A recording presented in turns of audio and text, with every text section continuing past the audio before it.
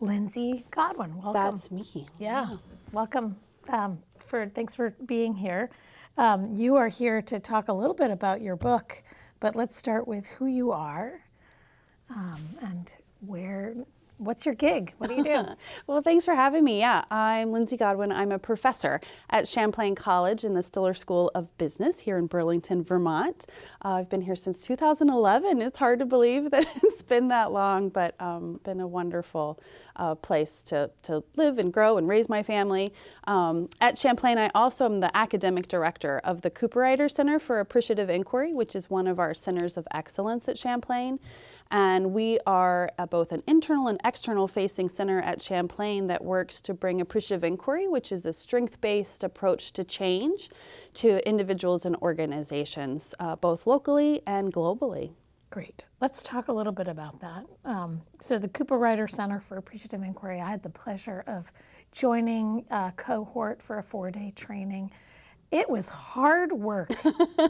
That was probably and about you're still 10 standing. Years Look at you. That was about 10 years ago. But to shift the mind from this analytical, what needs to be fixed, critical thinking into noticing the strengths, trusting that if you follow.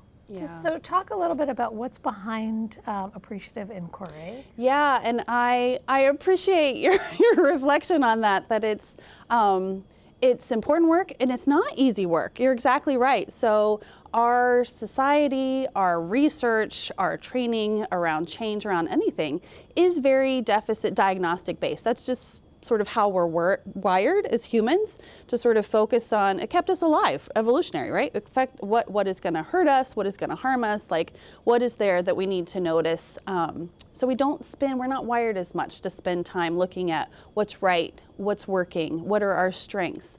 And yet those are the very things that we need to do more of in the world today to address the challenges that we have. So appreciative inquiry is really, it's been around for over 30 years. It's an approach to organizational change and development that is exactly what you said. It really invites us to look at things from a different stance, to ask different questions. That word appreciative and inquiry are meaningful, right? It's about questions. The idea that the questions we ask impact what we find. And if we're only asking questions about what's wrong, what's broken, that's where we're gonna remain sort of stuck. If we start asking questions, again, not positive inquiry, appreciative inquiry is an economic term, appreciative, right? This word about things that we want to appreciate or grow in value. Okay. And so how are we asking from ourselves about strengths in our teams, in our organizations, in our communities, in our families? Where are the strengths, the assets? What do we want tomorrow to look like? And how do we sort of start moving toward what we want, not just away from what we don't want? Yeah. And it is based in positive psychology to a degree? So there is a lot of the science and things behind appreciative inquiry is very much grounded in positive psychology, there's in fact, all of the social sciences have sort of started taking a realization that, again, from psychology to organization development and change, that historically our research has been only sort of focused on, like in psychology, what's wrong, what's broken with people. And there's been this rise, yes, in research from positive psychology, like I said, to organization development, leadership, that's really inviting us and getting really good evidence and data to show when we focus on things that we want, when we look at strengths, it's not just about feel good for feel good's sake. We actually are better decision makers, we're more collaborative, we're more able to be creative and actually address problems for the long term with less burnout and more sustainability than when we're just focused on what's wrong and what's broken. Yeah, and you've had a number of cohorts go through sort of these appreciative inquiry sessions. What are they called? What do you call them? Yeah, so we have a certification in appreciative inquiry, and you're right. I think you were one of our first cohorts, probably. And we've had the program has evolved in different ways. We still have in-person trainings that we do, but in the world that we live in, we also are doing a lot of things online now. So our certification is actually there's an opportunity. We just launched very new to even Champlain, a self-paced on-demand and virtual sort of foundations where people can get the science, the sort of basic tools about how do you ask questions differently? How do I bring this into organizations? And so, and then if people want to go on and get certified, we have a program where you get coaching and you work on an applied project to really bring the principles and the science to life for yourself. So yeah, we've had cohorts since the beginning, Yep. going through that, and people from literally around the world joining us. It's been wonderful to see the myriad of different ways that people apply appreciative inquiry to real challenges in their community, in their organization. Yeah, it's not, like I said, feel good for feel good's sake. It really is still problem solving, but it's problem solving in a whole different way. Yeah. Are there some examples of organizations locally that have brought in appreciative inquiry? I know certainly after I worked with the cohort, we shifted our model of employee interviews where we did our yearly reviews. And we've reframed all those questions into an appreciative sense to really sort of focus on building strengths rather than like, you know, I notice you haven't been doing this, and this could be a little bit better. It also feels better. Demotivating, right? I mean, we talk about that. That's a great example. Actually, there's many organizations. We can go back to even one of the reasons we are fortunate enough to have the Cooperrider Center is at the Stiller School of Business, Bob Stiller, and Green Mountain Coffee Roasters. So that was, you know, very Vermont company, but and that's in part why we have this the Cooperrider Center, because Bob really in the early days of Green Mountain Coffee Roasters used appreciative inquiry in small ways. They redid their employee, from employee sort of evaluations to creating, how do we create accelerators, right? These should be employee accelerators, not evaluations. And so rethinking that entirely, all the way to doing whole system, what we call appreciative inquiry summits, where you bring multiple stakeholders together to really do the strategic planning. They brought customers in, they brought farmers in, coffee farmers in, and really sort of bringing all the voices together. And so Bob used appreciative inquiry in lots of different ways in Green Mountain Coffee Roasters, and he always pointed to appreciative inquiry as one of his secret sauces to success, in terms of one of the reasons that they were able to grow in the way that they did and were so still socially minded in the work that they did around fair trade. And so that was, I was fortunate enough to be a part of some of that work, and other colleagues. We had wonderful colleague Prue Sullivan. I don't know if she might have been a part of the training that you did, led a lot of that work. And Bob just has a new book out, actually, Better and Better, where he sort of talks about this story of appreciative inquiry. So that's one, and that was Bob's commitment to wanting other organizations and other leaders to be exposed to appreciative inquiry was part of the rationale behind the gift of creating the Cooperrider Center at Champlain, so that we could be a resource to other organizations. And you bring this work, so you are working at, what do you teach at Stiller Center? So I teach a variety of things. I've taught our corporate social responsibility course, but I'm currently teaching actually a positive organizational behavior class, bringing a lot of these ideas and principles to life to our future leaders, right? So what does it look like to bring positive psychology and well-being and the science of success and this appreciative mindset, really? So I teach that. I teach creativity and innovation in business, which is a wonderful class. I've taught our foundations in just intro to business.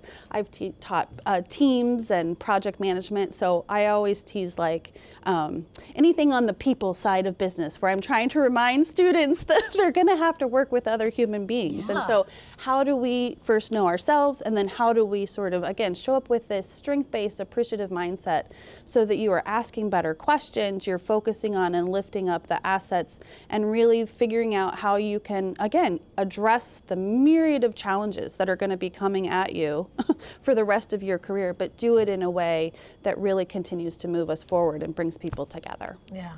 I mean, if you were to say to somebody like, I need some help working on 2 or 3 strengths to improve my interactions with others, what would they be? strengths for them. So Yeah. well, that's a great question. I always get curious, like sort of discovering what everybody I think has an individual strength, right? If you're sort of asking me sort of global strengths, like things that it gets into, again, some of the work that I'm obviously here and very interested about is curiosity. Yeah. I think that is a strength that we all have in different ways. And that is definitely a strength. I mean, I believe in, and the research shows that the best leaders today aren't the ones that have all of the answers. They're the ones that keep asking the good questions and have curiosity of what are we gonna do now? And how are we gonna do that together? So curiosity would be a big strength for me. And I think, there's so many. Another sort of global strength that I would suggest people pay attention to is, again, it's probably biased and it's why I'm in higher ed, but lifelong learning. It's sort of connected to curiosity, but it really is this sense of like, I think there's something too that's related with that, the strength of like humbleness, the recognition that we don't know and have all of the answers to things, which is easy, especially as we move up in leadership roles, to assume that we do or that we should. Yeah. And so I think that that hunger for learning and sort of development is something that also keeps us sort of always showing up at our best, because we recognize that our best is never an end. It's never an end destination, right? It's something that is continually unfolding as we learn and grow. And certainly there's the truism, we're always doing the best that we Right, can. at the moment, exactly, moment. right? And exactly, and so Yeah. how do you continue to sort of learn and recognize, okay, that was the best I could do then, so what's my best now? Yeah. And all of this work has inspired you to sort of try to reach the next generation of curious leaders and folks that are making the world, with a couple of books that you have written. And that's what we see up on the screen here. But we have What Can You Spark with a Question Mark? Yes. And we also have How Do You Love a Question? So Lindsey, talk to us a little bit about these books. Who are these written for? What's going into these? Well, as a mother myself, and lifelong learner and reader, I have long believed in the power of books, especially children's books, to be transformative. I joke that these books are leadership books, just disguised as kids' books. I think some of the best leadership lessons that I have ever gotten, and most powerful stories I think back to, so many different books that have impacted me, and they're often young books in my life, and stories that I've then read with my kids. So that was a big inspiration for this. Was I come from this academic background, practical background, sort of bringing these ideas of positive psychology and appreciative inquiry to organizations and leaders, and I think we have to go upstream. Who are the future generation of leaders, and how is it that that we can really retain that curiosity? Research shows that young kids, we're born curious question askers. Young children ask, on average, 300 questions a day, and by the time we're adults, we ask about 25. Wow. And so there's been a lot of research and sort of looking at why is that? I mean, that's a statistically significant drop, right? Yeah. And so it really drops off actually around after 4 or 5. Question asking takes a big drop off. And there's lots of reasons for that, right? We start going to school, we start getting messages that it's better to have the answer than to ask questions. In our organizational life, questions feel like they take up time. It's like, you don't need to worry about that. This is how we do things about here. So our messaging, our reinforcement really moves us from this natural question askers into people who are sort of rewarded and valuing of answers. And so I think answers are very important. I'm not anti-answers. And I think especially in this world that we're living in with so much turmoil and change, we need to stay in that curious, questioning mindset. Again, the research shows the best leaders are indeed the ones that continue to ask questions and bring people along. So that was part of the inspiration for this, was really how can I help to nurture that natural curiosity and question asking that that we're born with, but that we sort of lose over time. And so the books are really all about questions. This particular one, What Can You Spark with a Question Mark, is a book of literally questions. It's not about answers, and each time you read it, it can be different. And it's an ABC book as well, so it really talks about like the different things that you can spark, from curiosity to collaboration to friendships and different things that can emerge from questions. So it's designed to be just that, a curious conversation that celebrates question asking. Yeah.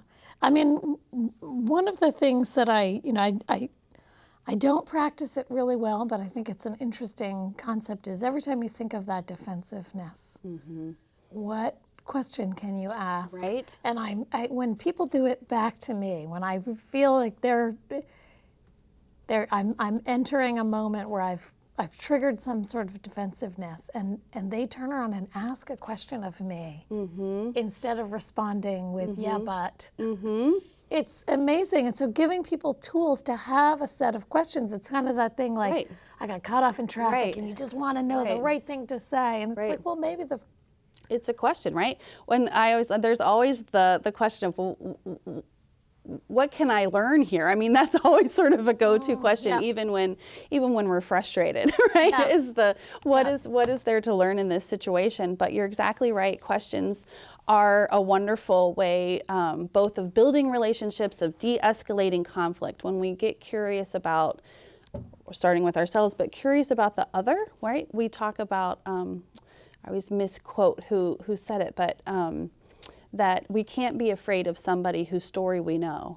And so the best way to know and sort of to understand another, especially maybe if we're having a tension, is to get curious. Tell me more. You know, if you're not understanding, well, what led you to think that? Help me understand how you got to this decision, to this understanding, because there's so much right within anybody that that we don't have access to. So keeping that curiosity and simple questions, just to even tell me more, help me understand.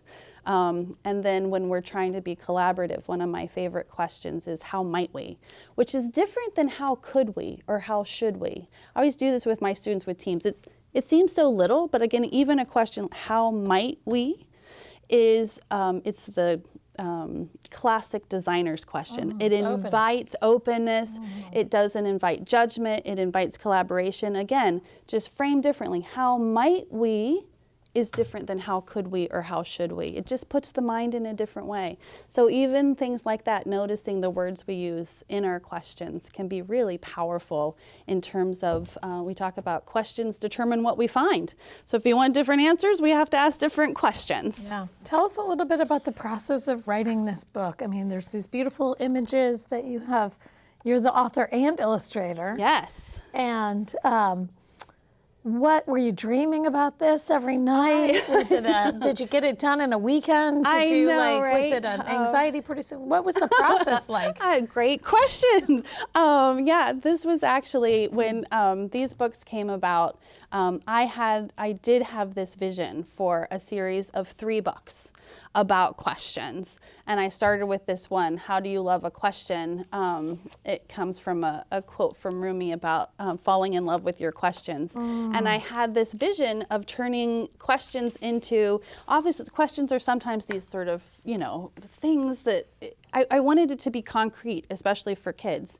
And so in this book, it became, questions were this little bee that was flying around, but it's a question mark. So his wing is the question. And so sort of making questions this living, breathing thing. And so that sort of started my thinking of this whole series. I call it ABC books. Always Be Curious is the series. And so it started with this idea of how do you love a question, and really, spoiler alert, how do you love a question? You have to ask it. You have to ask the question. But I knew that that wasn't the end of the story. That was still in my head. I was like, that's sort of introducing questions as this living, breathing thing.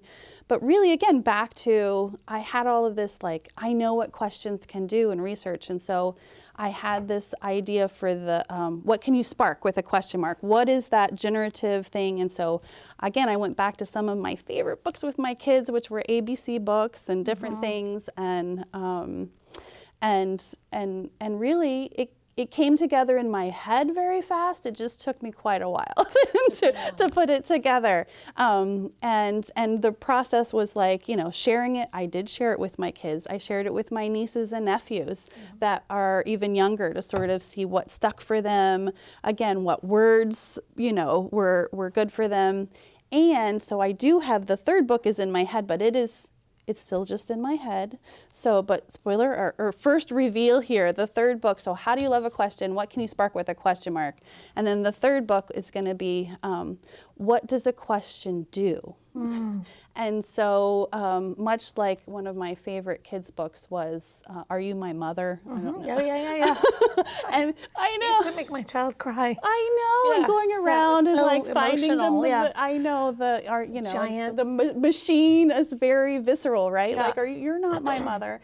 And so I also, like, that was the third sort of, these ideas were all together about this sort of questions in very different ways of like having the question again be very sort of personified, and going around and meeting other punctuation marks, right? Yeah. The period, the exclamation mark, and so and then all the other punctuation marks being very clear about what their role was, and the question being very sort of confused about what, and really it's because the question does all of these different things. And so that book's coming, but that was sort of the idea for them came all together as sort of this trio. And it's just been a beautiful process to sort of play and, like I said, sort of interact with my own kids in a different way, and nieces and nephews, and get feedback, and give me really sort of, in my heart, I'm sort of an artist and a creative soul. And so this is a way too that has been an invitation for me to bring my own creativity to life in like different ways that I do in my writing, in my academic writing. And instead of wishing for an outlet, I just created my own outlet for that. Yeah. And how do you involve your students in? Do you share this with your students at Champlain in some way? I do share. Yeah. Sometimes maybe to their chagrin or not, but yes, I share the with them at Champlain. This is just out. So next semester I'll be playing more with what can you spark with a question mark with them, and bringing it into my classroom and into workshops and things that I do with leaders out in the world too. Again, just as this. To me, it's an invitation and sort of a jumping off point for us to have then a conversation about everything we were talking about the power of questions. And so there's fun ways to just, like I said, it's a leadership book disguised as a kid's book. Yeah, and where do folks get this? It's published by EdLinks Press. So EdLinks Press is the publisher, which is a wonderful publishing house sort of focused on lifting up educational books written by and for teachers, getting things out into classrooms. It's available, though, anywhere people want to get books. EdLinks Press has the wonderful landing page for it, but it's available on Bookshop, it's available on Amazon, it's available so wherever anybody likes to get their books. Phoenix Books for sure, yes. Phoenix Books is my go-to place. Yeah, great. Yeah. Lindsey, thanks so much. Is there anything more that you want folks to take away? If they're listening to this now, and besides pick up this book and use it, what do you hope that people take from this idea of asking questions and being curious and appreciative? And I love the definition of, I love your reframing of appreciative as sort of growing and. Yeah. Well, I'd say just that. I always say, of course, keep asking questions, but that it's also to recognize every question we ask is an intervention. every question we ask is an opportunity to shape a relationship, to learn something new. And so every question, we talk about that in appreciative inquiry, that every question is an intervention in a conversation, because our brains are programmed to answer questions. So to be very mindful of that and to be very intentional with our questions. I think sometimes we think we're going to ask a lot of questions and then discover something and then do the real work. The real work the real work happens the very first question we ask, whether that's a question I'm asking my teenager around the table and I'm asking them, you know, how was your day, is a different question than what was something that surprised you today. Those are two different questions that are going to lead to two different conversations. Whether that's with a colleague or a coworker asking about, you know, how might we versus how should we. And so that would be my hope, is not, of course, keep asking questions, but to be very mindful and intentional that you also have really the opportunity to shape your relationships and your conversations in good ways by bringing that intentionality and really asking what you want more of, and what do you want to move toward, not just away from. Well, I appreciate you coming in and sharing this. Thank you. Thank you all for watching. This is Lindsey Godwin with the Cooperrider Center for Appreciative Inquiry and the Stiller School of Business at Champlain College. Thank you for having me. Yeah. Okay. And thanks for watching.